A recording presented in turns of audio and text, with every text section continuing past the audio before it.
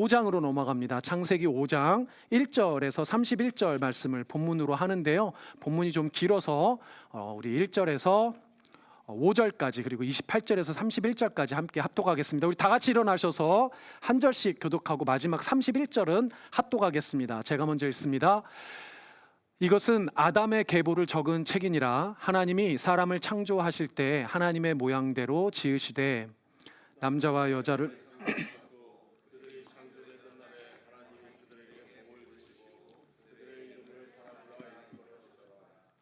아담은 130세에 자기의 모양 곧 자기의 형상과 같은 아들을 낳아 이름을 셋이라 하였고, 아담은 셋을 낳은 후 800년을 지내며 자녀들을 낳았으며 그는 930세를 살고 죽었더라. 28절입니다. 시작.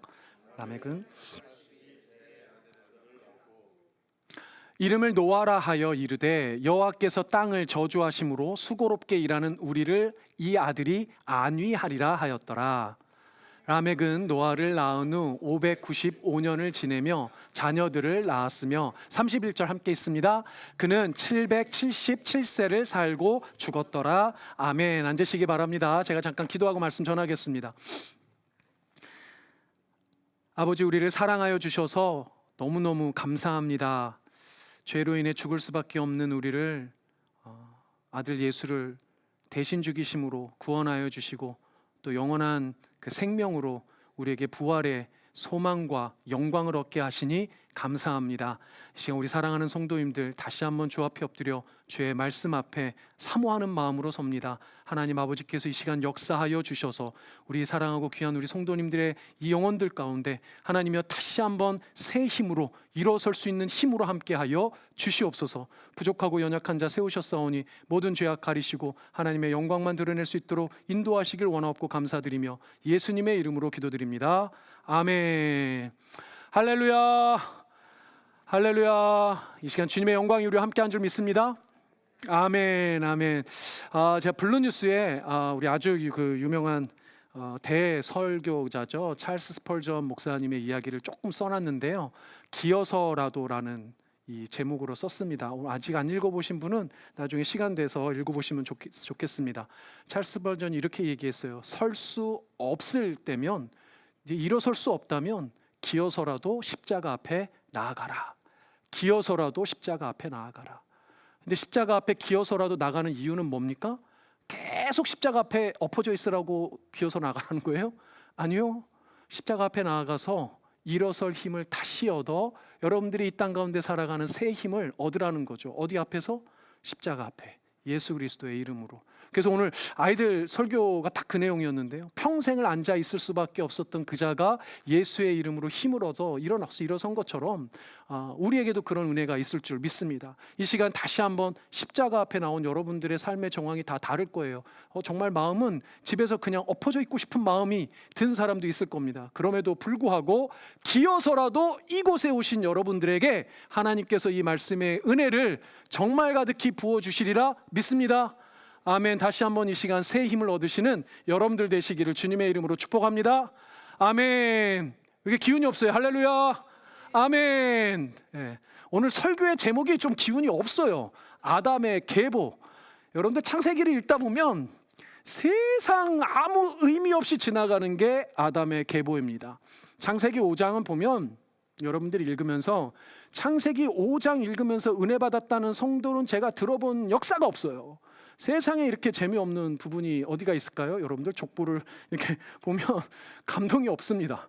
여러분들 중에 혹시 아담의 계보를 읽으시면서 은혜를 받으신 분 계신가요?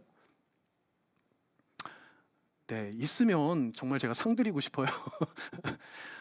설교하기도 사실은 좀 쉽지 않습니다. 대아이러니는 뭐냐면 물론 아예 감동이 없는 건 아니에요. 보통 이 본문을 설교하면 대부분 많은 설교자들은 에녹을 듭니다.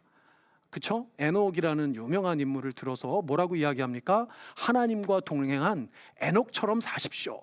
이런 그 주제들의 이야기를 하기가 쉽습니다. 물론 중요한 주제이기는 한데 여러분들 놀랍게도 그럼에도 불구하고 이 창세기 5장의 아담의 계보는 신학자들이 몹시 좋아해요. 신학자들은 아주 좋아합니다. 아주 좋아하는 내용이 이 아담의 계보예요. 우리에게는 아무런 감동과 흥미가 없지만 신학자들은 좋아해요. 이유는 뭐냐면 이 아담의 계보에 담겨져 있는 아주 그 놀라운 영적인 의미가 특별히 학문적으로 중요한 내용들이 많아요. 근데 보통 물론 학문적인 신학적으로 학문적인 내용들은 우리에게도 다 연결이 되긴 합니다. 그럼에도 불구하고 뭐 학문적인 얘기가 뭐 우리한테 큰 감동이 지금은 없을 거잖아요. 그래서 오늘 본문을 다룰 때는 이 아담의 계보에 담겨져 있는 조금 실천적인 내용을 다룰 거긴 한데, 여러분들 예상한 것에 비하면 혹은 평소에 관심을 가지고 있는 것에 비하면 생각보다도 훨씬 깊은 의미가 어떻게 돼 있어요? 감추어져 있어요. 그래서 우리 창세기 전체 주제가 뭡니까? 저기 조그맣게 써 있는데 창세기 전체 주제가 뭐로 시작했죠? 인류 역사에 감추어진 하나님의 사랑이에요. 오늘 이 본문을 요 주제에 조금 포인트를 맞추어서 우리 함께 좀 가보도록 할 겁니다. 특별히 이제 말씀드린 대로 아담의 계보가 담겨져 있는데, 아담의 계보니까 뭐예요? 인류 역사라는 좀 뭐라고 해야 돼요? 좀 되게 막 거대 보이고 커 보이잖아요. 좀 부담스러워 보일 수도 있고. 여러분들 이 인류 역사라는 이 거대한 이 그 거시적인 안목, 큰 시야를 여러분들이 때때로는 가질 필요가 있습니다. 그래서 오늘 아담의 계보는 뭐 1, 20년, 몇십 년, 몇백 년이 아니라 심지어는 1000년이 넘는 시간을 담고 있어요.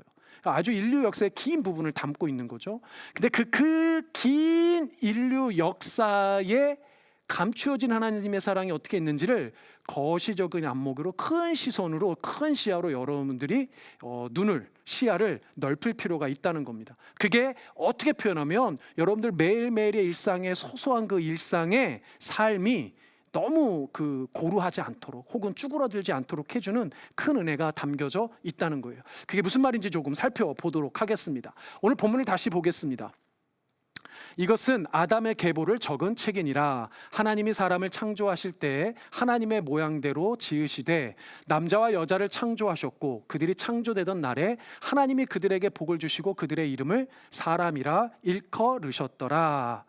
아멘. 여기까지 내용은 전혀 새롭지 않습니다. 어떻게 보면 창세기 앞부분에서 여러분들이 이미 들었던 이야기를 다시 반복하고 있어요. 다시 반복하고 있는데 특별히 뭐라고 이야기하냐면 아담의 계보를 담고 있다.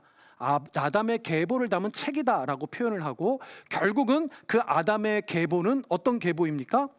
하나님께서 창조하신 하나님의 형상의 계보이죠. 근데 여러분들 창세기의 계보가 지금 처음 등장하는 게 아니에요. 우리가 지난주에 사실은 자세히 보지 않았지만 이미 4장에 계보가, 그러니까 족보가 하나 더 등장을 했죠. 그 계보가 누구의 계보였습니까?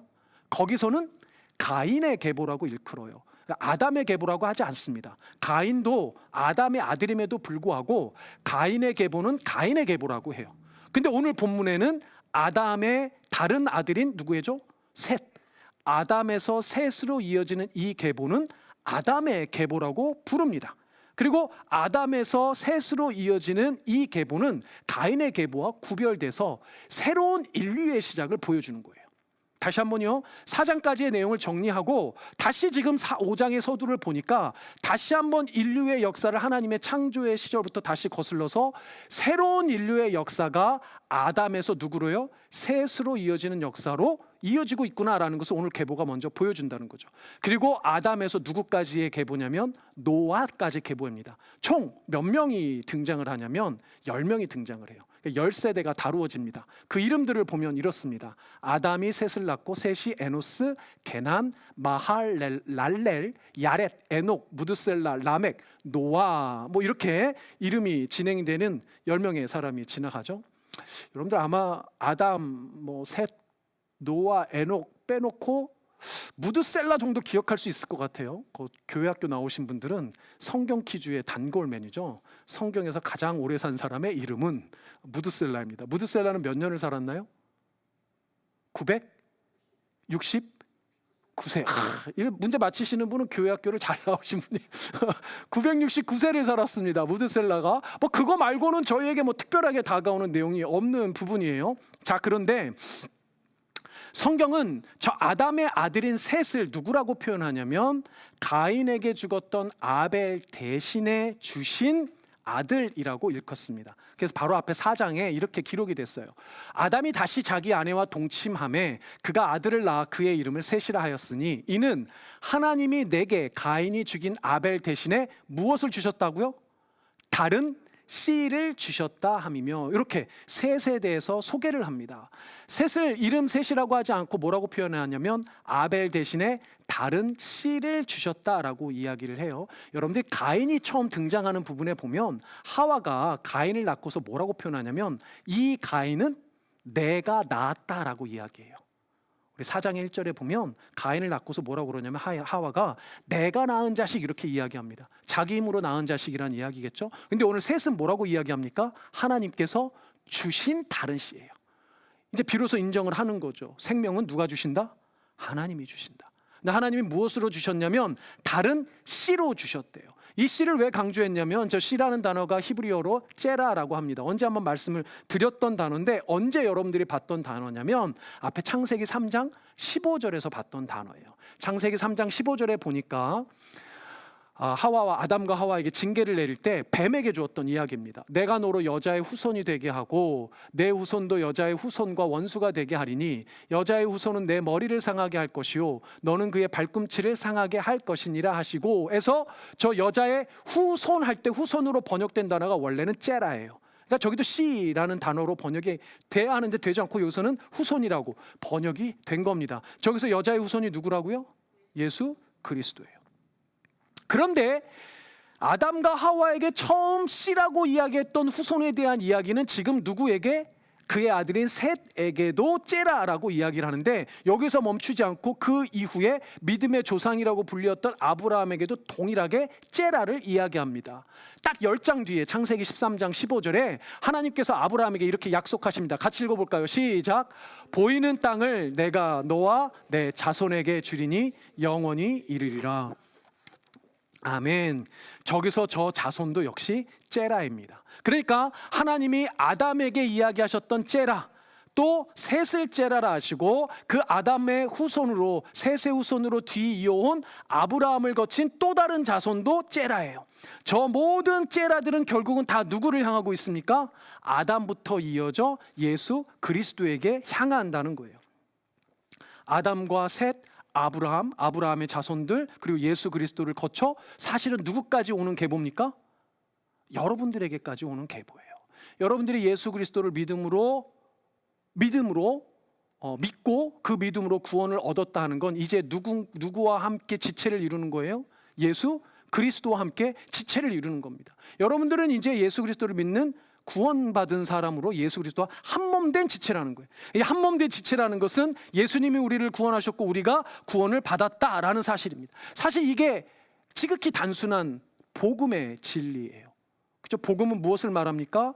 아담으로부터 이어져 예수 그리스도까지 이어진 그 생명의 역사가 그 예수로 말미암아 누구에게까지 왔다는 거예요? 우리에게까지 왔다는 거예요. 이게 바로 복음이에요. 우리가 이 진리 안에 있다는 사실을 믿어야 합니다. 나를 사랑하사 나를 위하여 예수 그리스도를 십자가에 주신 그 하나님의 사랑이 이렇게 아담으로부터 이어져 쭉쭉쭉쭉쭉 거쳐서 누구에게까지 오고 있는 거예요? 우리에게까지, 나에게까지 오고 있다는 거예요. 그 사랑하는 여러분, 구원에 관한 한 모든 것은 전적인 하나님의 은혜예요. 여러분들 이 사실을 잊어서는 안 됩니다. 구원에 관해서는 우리가 내세울 게 아무것도 없어요. 그래서 우리는 이걸 뭐라고 해요? 복음이라고 한단 말이에요. 복음을 뭐라고 하는 겁니까? 복음이 뭐예요? 풀어 설명하면 기쁜 소식이잖아요. 영어로 good news잖아요. 기쁜 소식이죠. 근데 왜 기뻐요? 왜 기쁩니까? 죽을 수밖에 없는 우리가 살게 되었는데 살게 된 그 놀라운 구원의 일에 우리는 한 일이 아무것도 없어요. 우리는 아무것도 없이 100% 하나님이 하신 일을 우리에게 선물로 주셨단 말이에요.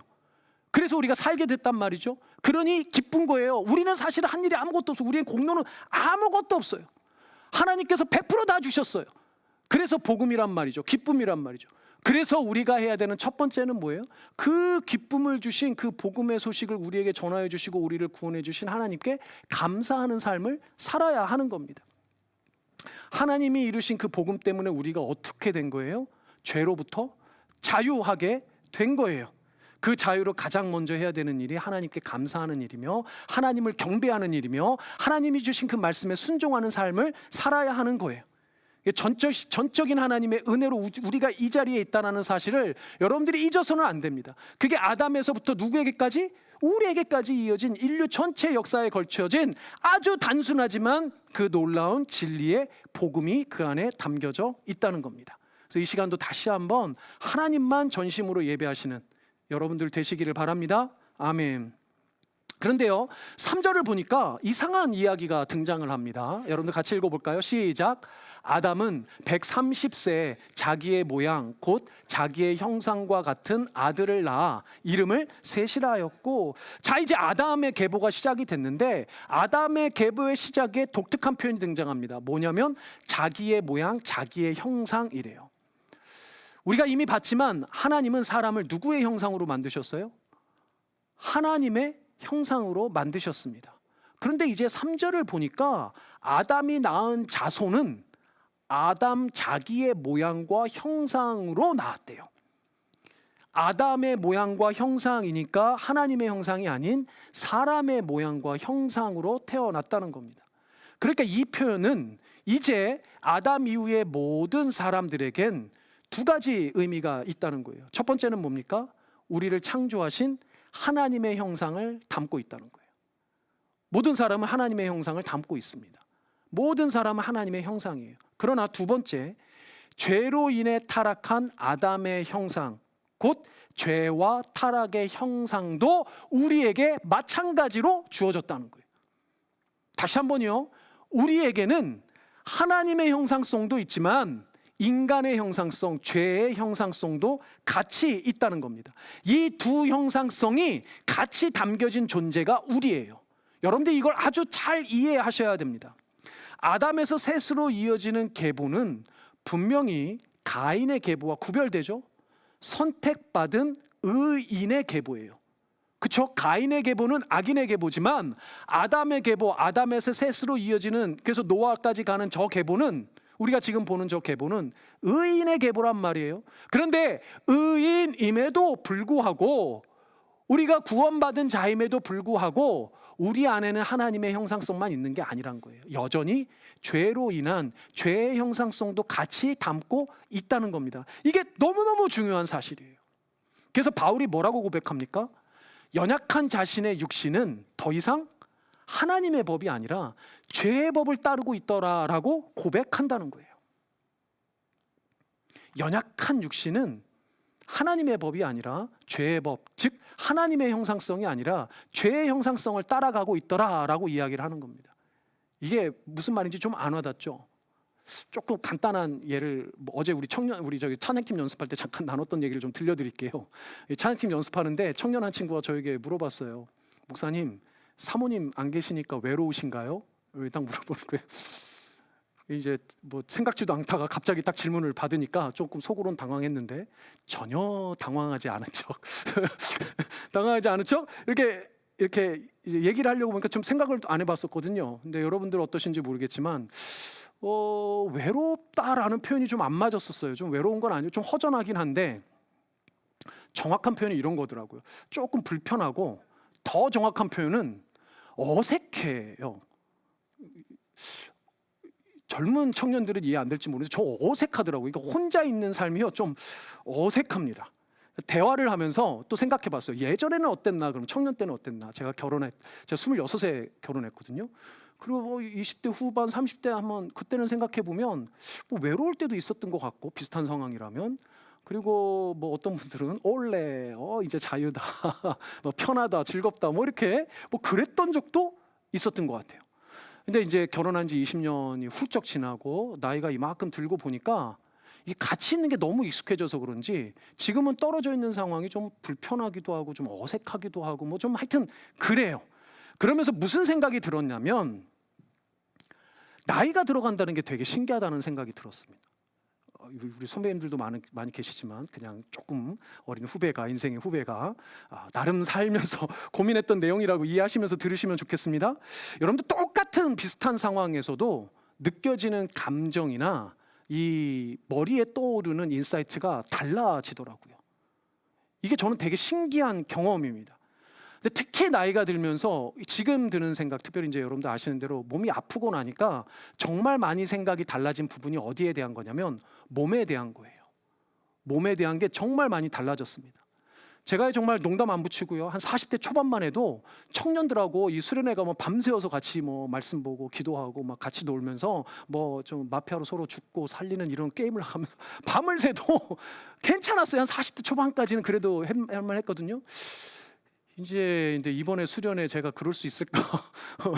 이게 몸이 이제 제 마음 뜻대로 마음은요 여전히 청춘이고 마음은 20대지만 몸이 확실하게 달라졌다는 것이 이해가 돼요. 40대는 그래서 막 이런 얘기 하잖아요. 40대는 내가 20, 30대만 같아도 뭐 이런 얘기 하잖아요. 근데 이제 제 목회 선배님들 막 60대, 70대 보신 분들은 저를 보면서 그렇게 이야기하십니다. 내가 너만큼만 젊었어도 이런 얘기 하시더라는 거예요. 나이가 드니까 이 몸에 대한 생각이 확 바뀌다는 것을 느꼈습니다. 여러분들 선배님들은 아시겠지만 나이가 들고 병이 들어보고 몸이 지치고 몸이 연약하다는 것을 깨닫게 돼요. 진짜로 깨닫게 돼요. 말만 그런 게 아니라 진짜로 깨닫게 됩니다. 그래서 중요한 게 뭐냐면 그 연약함을 조금이라도 빨리 깨닫고 진짜 인정한다면 미래의 인생이 조금 바뀔 수 있겠다라는 생각이 들더라고요. 그렇지 않아요? 사랑하는 성도님들, 우리도 똑같이 타락한 아담의 자손들이고 죄의 형상성을 가지고 있기 때문에 육신이 연약합니다. 육신만 연약한가요? 우리의 마음도 연약해요. 마음은 원이로 돼 육신이 연약한 거고 육신은 강성해도 마음이 연약해서 시험 들고 넘어지는 거잖아요. 그래서 20대에는요 어떤 말이 진짜 멋있게 들리는 줄 알아요? 한계 극복. 이러면 진짜 뭐 야, 네 한계를 뛰어넘어 뭐 이러고 막 뛰어넘으라고 그러고 막 달리라고 그러고 막 이러면요 청년 때는 미쳐요. 막 그 수련회 때 불 한번 지르기 쉽습니다. 너희들도 넘을 수 있어. 예수의 이름에 힘을 입어서 한계를 뛰어넘어. 근데요 육체의 한계가 안 뛰어넘어진다니까요. 50대 돼보고 60대 돼보라니까요. 그 진짜 현명한 건 뭐냐면요 한계를 인정하는 거예요. 한계를 인정할 줄 아는 게 지혜더라는 거예요. 여러분들 육체가 연약하다는 것, 인생이 연약하다는 것, 인간은 인간의 형상성을 가지고 있어서 연약한 존재라는 것을 진짜 빨리 깨닫고 빨리 인정하는 순간 뭘 할 수 있어요? 전능하신 하나님을 그제야 인정하고 고백하고 의지할 수 있는 거예요. 그래서 사랑하는 여러분들, 인간적인 열심보다 더 중요한 건 뭐냐면 전능하신 하나님께 의지하는 법을 깨닫는 게 진짜 더 중요합니다.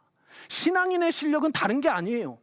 내가 그리스도인이다, 내가 복음을 받아 구원받은 하나님의 자녀다 라고 이야기할 때 진짜 신앙의 실력은 그래 난 할 수 있어가 아니라 예수 그리스도의 힘으로 내가 기어서라도 십자가 앞에 나아갈 수 있는 게 실력이에요. 믿으시는 여러분들 되시길 바랍니다. 우리 인생은 연약해요. 우리의 육체는 연약합니다. 우리 열심히 뭐하고 뭐 기도하고 말씀 보고 신앙생활 열심히 하다가도 작은 시험 하나에 쉽게 넘어지는 게 우리잖아요. 제가 거듭 말씀드리지만 1년 360일 면벽한다고 하나님 만나는 거 아니란 말이에요. 1년 360일 성경책 DB 판다고 하나님 만나는 거 아닙니다. 구원의 공로는 우리에게 없어요. 우리가 백날 열심히 해봐야 하나님이 우리를 만나 주시지 않으면 우리 인간은 절대로 하나님을 만날 수가 없다니까요. 그러니까 왜 은혜예요? 나같이 하잘것없는 사람에게도 그 전능하신 하나님이 만나 주신 게 은혜예요. 구원해 주신 게 은혜란 말이에요. 그러니까 여러분들 인간의 실력이나 능력이나 진심이나 열심에 의지하지 말고 여러분들 살아계신 하나님이 나를 만나주시는 그 은혜에 의지하시는 여러분들 되시길 바랍니다. 앞서 말씀드렸듯이 복음은 우리가 아닌 하나님의 전적인 은혜로 주시는 기쁜 소식이기에 복음이에요. 여러분 오늘 어린이 말씀에 들은 것처럼 바울 사도 한번 생각해 보시기 바랍니다.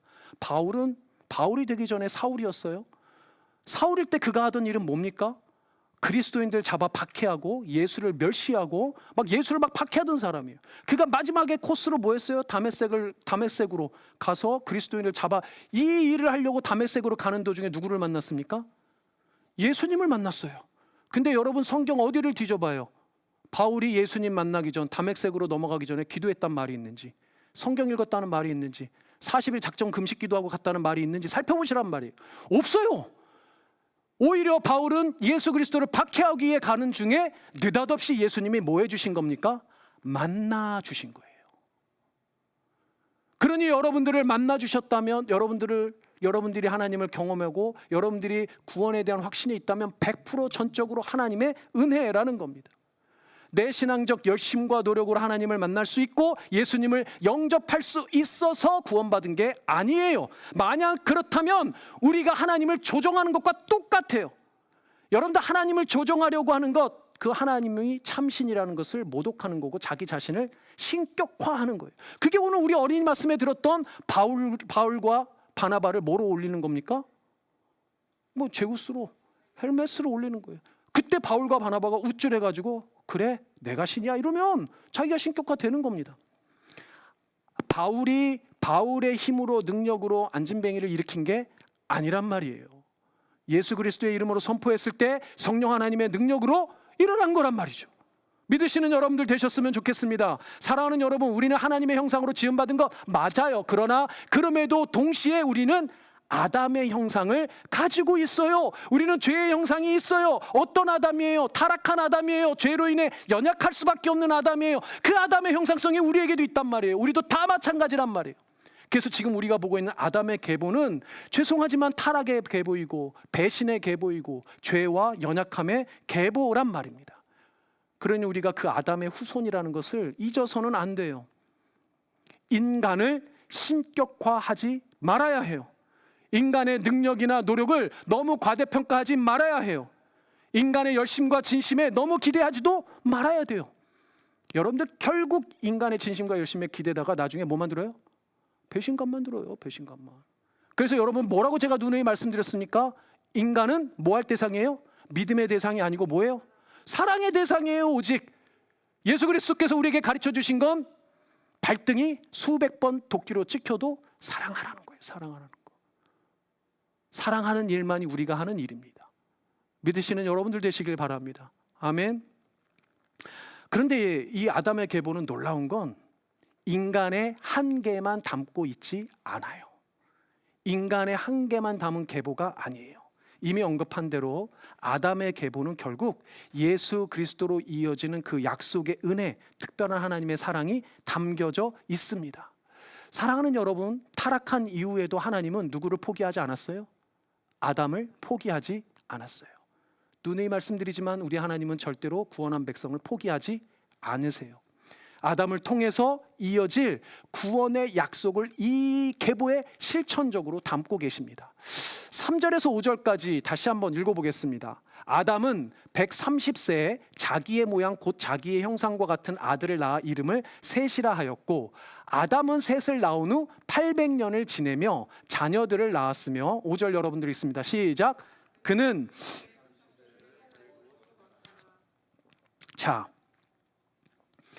요 내용이요 반복됩니다. 사람 이름만 바뀌고요 반복돼요. 아담이 130세에 누구를 낳았어요? 셋을 낳고 몇 년을 살았어요? 800년을 살다가 자녀들을 낳고 죽었어요.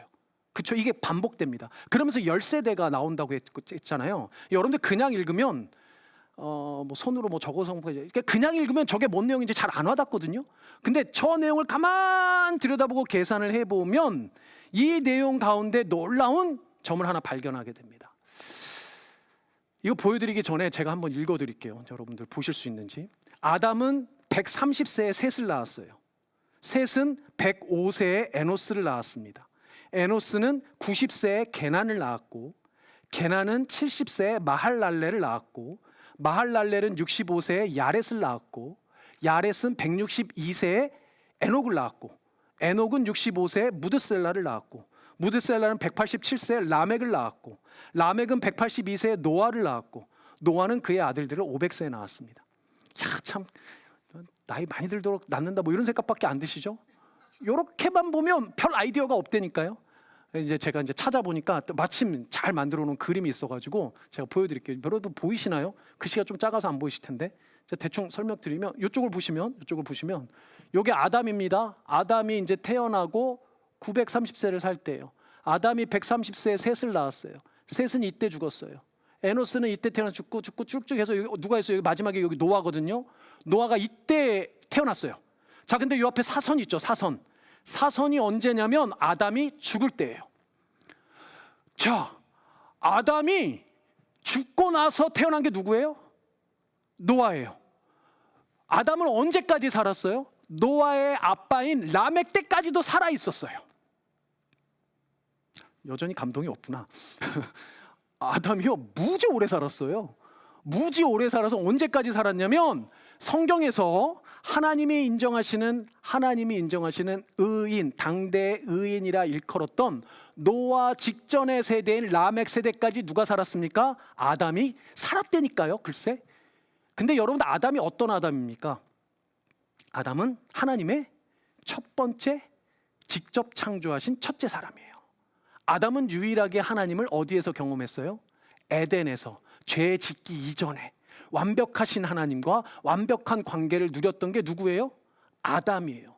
아담만큼 하나님을 제대로 경험하고 아담만큼 하나님에 대해서 잘 아는 사람이 있을까요? 없을까요? 당연히 없죠. 근데 여러분, 저 시대는 성경이 있었습니까? 없었습니까? 저 시대는 성경이 없었어요. 하나님의 말씀이 없었어요.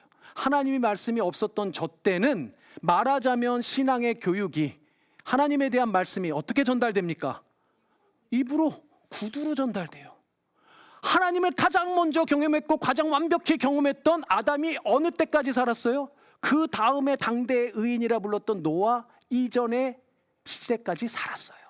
그러니 아담을 통해서 계속 누구가 전해질 수 있습니까? 경험되어진 살아계신 하나님이 그들의 자손들에게 전해질 수 있었어요. 그래서 가인의 계보에는 등장하지 않았던 어떤 사람이 등장하는 겁니까? 에녹과 같은 사람이 등장하는 거예요. 하나님과 동행하는 사람이 등장할 수 있었단 말이에요. 24절에 보면 여러분들 에녹에 대한 독특한 표현은 딱 한 표현입니다. 뭡니까? 하나님과 동행한 사람이에요. 하나님을 알았던 사람이고 하나님을 경험했던 사람이 에녹이에요. 어떻게 에녹이 처음 하나님을 알 수 있었어요? 아담을 통해서 전해진 그 놀라우신 하나님에 대한 기억이 에녹에게, 그리고 이어져 라멕의 때까지도 이어졌더라는 겁니다. 저게 바로 하나님의 말씀이, 하나님의 복음이, 하나님의 구원의 그 사랑이 면면이 이어질 수 있었던 아주 놀라운 일이에요. 사랑하는 여러분, 에녹과 같은 자손이 아담과 셋의 후손으로 나올 수 있었던 게 우연일까요? 절대로 그렇지가 않다는 거예요. 저 10세대를 거친 그 놀라운 인류의 역사에 감추어진 하나님의 작정과 계획이 저 뒤에 숨어 있었다는 거예요. 놀라운 것은 여기만이 아닙니다. 좀 뒤에 살펴보겠지만 한 가지 또 다른 중요한 증거가 또 다른 사람의 계보에 있어요. 그게 누구의 계보일까요? 물론 뒤에 나오는 계보들이 다 중요한데요. 우리가 이미 마태복음의 계보도 봤지만 얼마 안 있으면 나오게 되는 노아의 계보에도 역시 감추어져 있습니다.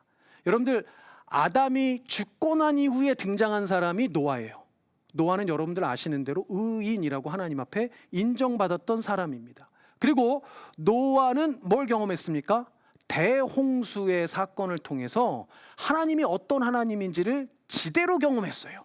그렇죠? 지대로 경험하고 공식적으로 하나님 앞에 첫 언약을 받았던 사람이 또한 노아입니다. 그리고 대홍수에 노아와 노아의 후손을 제외하고 모든 사람이 다 죽었어요. 그리고 노아의 때부터 다시 또 다른 새로운 인류가 시작이 되는 거예요. 맞죠, 여러분? 그러니까 노아와 노아의 후손은 오늘 보는 아담 셋의 후손의 그 계보와 비견되는 계보가 노아의 계보더라는 거예요. 근데 흥미롭게도 노아 이후에 몇 세대가 또 나오냐면 10세대가 나와요. 그리고 그 10세대 이후에 누가 태어납니까? 우리가 믿음의 조상이라고 부르는 아브라함이 태어나요. 그 노아에서 아브라함으로 이어지는 그 계보를 다시 한번 들여다보면 역시 또 다른 그림을 준비해 봤습니다. 여러분 한번 보실까요? 노아가 여러분들 보시는 대로 태어나서 500세, 저기 보면 노아가 600세의 홍수가 시작이 됩니다. 그리고 홍수 시대 이후로 쭉 줄줄이 그의 자손들이 쭉 태어나는데요. 누구까지 여기 보니까 아브라함, 그러니까 10세대가 지난 다음 아브라함인데 노아가 언제 죽었어요? 여기 보니까 쭉 살펴보니까 노아는 심지어 아브라함이 태어난 직후에 죽었어요. 물론 저 시대 당시의 배경으로 보면 이미 많은 사람들이 편만해졌기 때문에 노아가 진짜 태어난 10대 손자인 아브라함을 만나봤을지는 미지수입니다. 그러나 그럼에도 불구하고 이 계보를 통해서 우리가 하나 확실하게 알 수 있는 건 노아 당대에 하나님을 경험했던 사람이 여전히 아브라함의 때까지 남아 있다는 거예요. 근데 아브라함의 때에는 조금 다른 기록을 성경에서 하고 있습니다. 뭐라고 하고 있냐면 아브라함의 아버지인 데라가 어디에서 살고 있었어요? 갈대아 우르 지역. 갈대아 우르 지역은 지금으로 말하면 우리 보통 세계사 나오는 책에 보면 메소포타미아 지역입니다. 메소포타미아 지역에 가장 발달했던 당대 문명 사회가 그 지역이었어요. 거기에는 수많은 이방신들이 있었습니다. 그래서 아브라함의 아버지인 데라는 뭘 잊고 살았어요? 하나님을 잊고 메소포타미아의 이방신에 빠져 살 때였고 아브라함도 당연히 그 영향을 받았을 때였어요. 그런데 놀랍게도 노아에게 나타나셨던 하나님이 10세대를 거쳐 그 자손을 잊지 아니하고 아브라함에게 나타나셔서 다시 하나님의 씨에 대한 언약을 주시더라는 거예요. 그러니 하나님께서 처음 허락하신 아담에서 노아로 이루어지는 계보, 또 노아에서 누구까지요? 아브라함으로 이어지는 그 계보의 면면이 살아계신 하나님을 경험했던 그 의인들, 하나님의 살아계심을 경험했던, 복음을 경험했던 우리와 마찬가지인 구원받은 사람들이, 하나님을 전하는 사람들이 그 시대마다 하나님께서 세우셔서 있었더라는 거예요. 그 사람들을 통해서 무엇이 이어집니까? 복음이 이어지고 살아계신 하나님의 역사가 이어진다는 거예요. 사랑하는 여러분, 우리 하나님은 지금도 참으로 살아계세요. 아담을 사랑하셨던 하나님이, 노아를 사랑하셨던 하나님이, 아브라함을 사랑하셨던 하나님이 동일하게 여러분들도 사랑하신다는 거예요. 좀 놀래야 되는데. 여러분들 우리 인생이 길어야 100년 남짓이잖아요. 뭐 100년 넘게 사실 분도 있고 뭐 그보다 안 되게 돌아가실 분도 있을 텐데 어떤 분에게는 더 길게 느껴질 수도 있고 어떤 분들에게는 짧게 느껴질 수도 있습니다. 우리는 다 인생의 그 어느 한 중간에 좀 다 살고 있잖아요. 오늘 아담의 계보에 등장하는 모든 세대들 사실은 이름만 바뀌었지 그들의 인생의 모습은 다 똑같습니다. 동사 3개로 표현돼요. 동사 3개 나와요. 뭐라고 나오는지 아십니까? 낳고, 살고, 죽고. 이게 다예요. 여러분들 인생이 대단한 것 같지만 별거 없습니다. 우리 태어나면 하는 일이 다 뭡니까? 낳고, 살고, 죽고. 여러분들 어떤 대단한 위인전을 써도 결국은 위인전의 핵심은 뭡니까? 태어나서 낳고, 살고, 죽었더라가 다예요. 그게 인생이에요. 그런 인생 가운데 아무리 태어나서 뭐 대단한 사람, 대단해도 그 인생이 낳고 살고 죽는 이 인생 가운데 어쩌면 단순하게 그지없는 그 의리와 같은 무지랭이 같은 그 인생을 사랑해 주시는 게 누구라는 거예요? 하나님이라고요.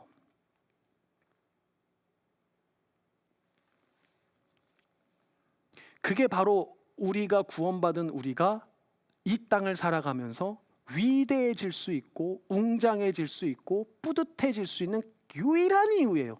유일한 이유. 여러분들 인생 가운데 뭐 대단한 무슨 업적 세웠다고 여러분들 대단할 것 같아요? 죽으면 다 아무 소용없습니다. 낳고 살고 죽더라. 그게 끝이에요. 그 사랑하는 여러분, 이 땅에 태어나서 가장 영광스러운 일은 뭐예요? 그 살아계신 하나님, 인류의 역사 가운데 역사하셨던 그 하나님을 만나고 경험하고 구원받아 영원한 생명을 꿈꿀 수 있게 되었다는 게, 소망할 수 있게 되었다는 것만한 영광이 없어요. 여러분들 가장 영광스러운 인생을 살고 계시다는 것을 믿으셨으면 좋겠습니다. 아담과 셋을 잇는 오늘 계보에서 오늘 본문에 등장하지 않았지만 아주 독특한 표현이 창세기 4장 끝 무렵에 등장합니다.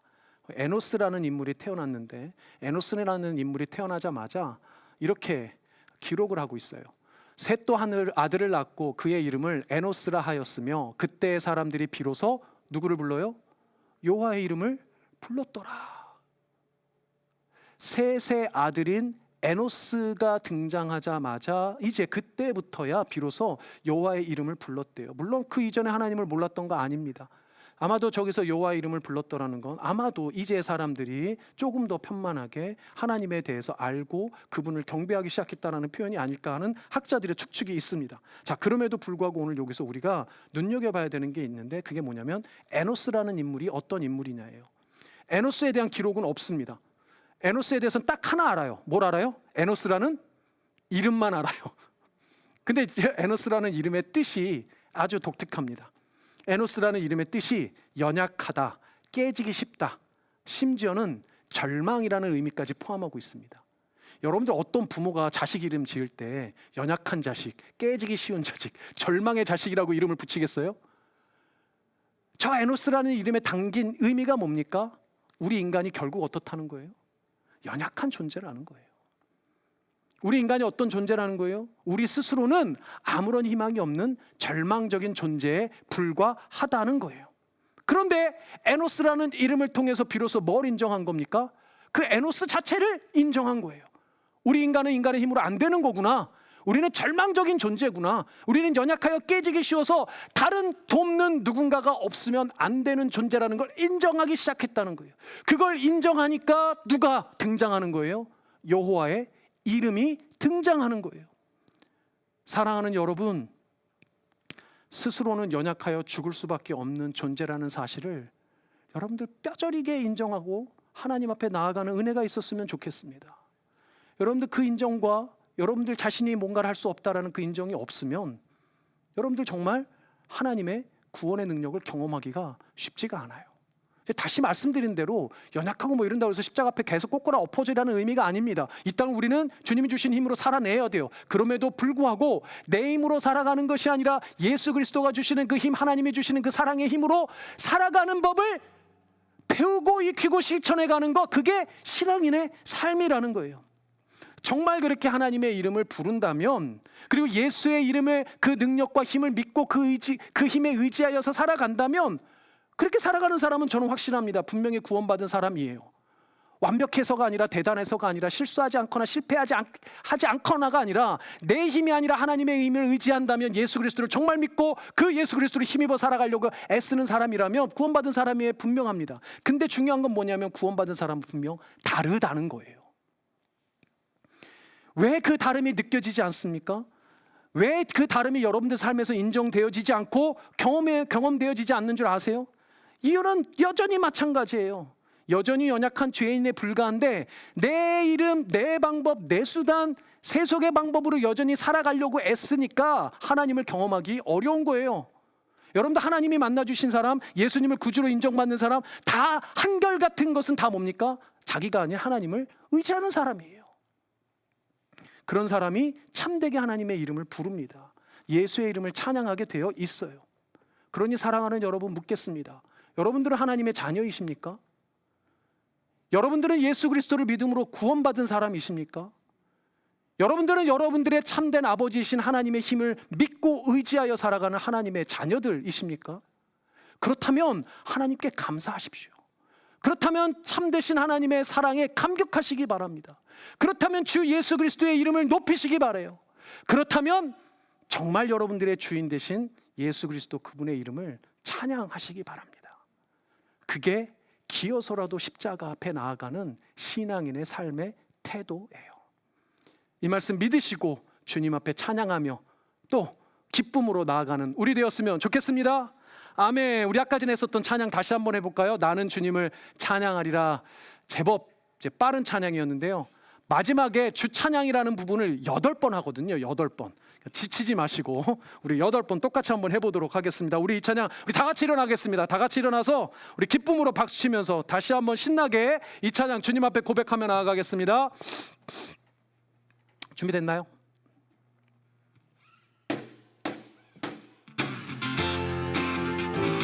우리 박수 치면서 함께 찬양합니다. 우리를 살리신 주님을 찬양합니다. 할렐루야. 나는 주님을 찬양하리라. 새 노래로 주 찬양. 나는 주님을 찬양하리라. 새 노래로 주. 우리 다시 한번 나는 주님을 찬양하리라. 새 노래로 주 찬양. 나는 주님을 찬양하리라. 새 노래로 주 온 맘과 뜻 다하여서 주님을 기뻐하리. 두 손을 높이 들고 주님을 경배하리. 아멘. 우리 목소리 높여. 나는 주님을 찬양하리라. 새 노래로 주 찬양. 나는 주님을 찬양. 아멘. 새 노래로 우리 마지막으로 나는 주님을 기뻐하리라. 나는 주님을 기뻐하리라. 새 노래로 주 찬양. 나는 주님을 기뻐하리라. 새 노래로 주 찬양. 주 찬양. 주 찬양. 주 찬양. 주 찬양. 주 찬양. 주 찬양. 할렐루야. 아멘. 이 시간 살아계신 우리 아버지 하나님께 다시 한번 영광의 박수 올려드립니다. 할렐루야. 제가 기도하고 축도하고 마무리하겠습니다. 할렐루야. 살아계신 하나님을 찬양합니다. 우리를 구원하신 예수 그리스도의 이름을 높여 경배합니다. 이 시간 우리 가운데 은혜 주신 하나님을, 이 시간 다시 한번 우리를 구원하신 그 생명의 주님을 높여드립니다. 우리 사랑하는 성도님들 어떤 삶의 자리에서든지 절망하지 않고 실망하지 않고 포기하지 않고 다시 한번 이 시대에 아버지 하나님 나의 삶 가운데 수천 년 수만 년 인류의 역사를 건너와 나를 사랑하여 주신 그 아버지 하나님의 힘에 의지하여 내 모든 삶의 자리에서 승리할 수 있도록 주님께서 역사하여 주시옵소서. 혹여나 아버지 하나님 지쳐 쓰러져 있는 우리 성도님들 계신다면 기어서라도 십자가 앞에 나와 아버지 하나님의 그 힘의 능력을 다시 한번 받아 힘있게 일어설 수 있도록 주님께서 축복하시고 함께하여 주시옵소서. 지금은 우리를 구원하여 주신 예수 그리스도의 은혜와 아버지 하나님의 사랑과 성령 하나님의 교통하심이 지금 살아계신 주 앞에 머리 숙여 경배하며 내 힘이 아닌 오직 아버지 하나님의 힘에, 내 능력과 실력이 아닌 오직 예수 그리스도의 그 이름의 능력에 의지하여 주 앞에 힘을 얻고 살아나기를 간절히 소망하고 작정하는 우리 사랑하고 사랑하는 블루진 한인교회 모든 성도님들의 머리 위에와 이들의 가정과 일생 위에 먼 타지에 나가 있는 가족들에게까지 지금으로부터 영원토록 함께 있을지어다. 아멘.